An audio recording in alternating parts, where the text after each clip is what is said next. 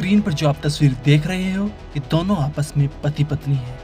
6 महीने पहले ही दोनों की लव मैरिज हुई है। दोनों बैंक में क्लर्क का काम करते हैं, लेकिन न जाने इन दोनों के पीछे ऐसा क्या हुआ कि पति ने अपनी पत्नी को मौत के घाट उतार खुशहाली भरी जिंदगी को तबाह कर दिया।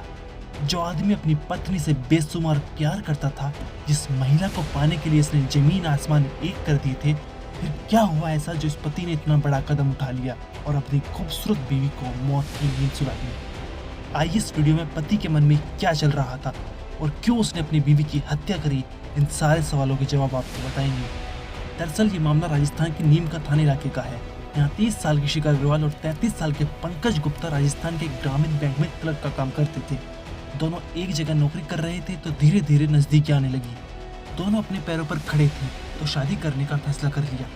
पिछले साल दिसंबर के महीने में दोनों ने परिवार वालों की रजामंदी से शादी रचा ली, लेकिन जैसे जैसे शादी को समय बीत रहा था वैसे वैसे दोनों पति पत्नी के बीच झगड़ों की संख्या बढ़ रही थी। धीरे धीरे झगड़े इतने बढ़ गए थे कि दोनों अलग अलग रहने लगे। पति अपने घर रहता था, वहीं पत्नी अपने मायके रहती थी। पिछले 3 महीने से दोनों के बीच बहुत ज्यादा झगड़े हो रहे थे।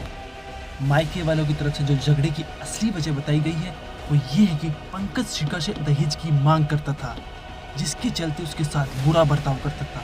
3 महीने से दोनों पति पत्नी अलग रह रहे थे तो पंकज ने मिलने के बहाने शिखा को 16 जून यानी रविवार की शाम को पास के नेहरू पार्क में बुलाया।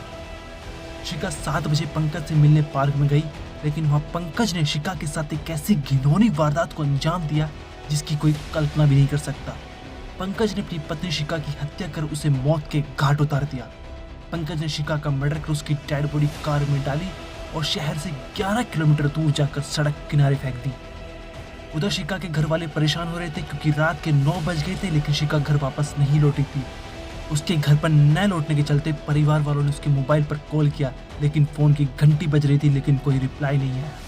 इसके बाद पंकज को फोन लगाया, लेकिन उसने रिसीव नहीं किया। आसपास के इलाके में शिखा की तलाश जारी की, लेकिन वो कहीं नहीं मिली। इसके बाद शिखा के घर वालों ने रात 10 बजे गुमशुदगी की रिपोर्ट पुलिस में दर्ज कराई। पुलिस ने रविवार की पूरी रात शिखा की तलाश की, लेकिन उसका कुछ पता नहीं चला। पूरी रात खोजबीन करने के बाद पुलिस को 17 जून की सुबह नीम का थाना शहर से 11 किलोमीटर दूर सड़क किनारे शिखा की लाश मिली। पुलिस के अनुसार जहां शिखा की डेड बॉडी मिली वहां गाड़ी के टायर्स के निशान थे।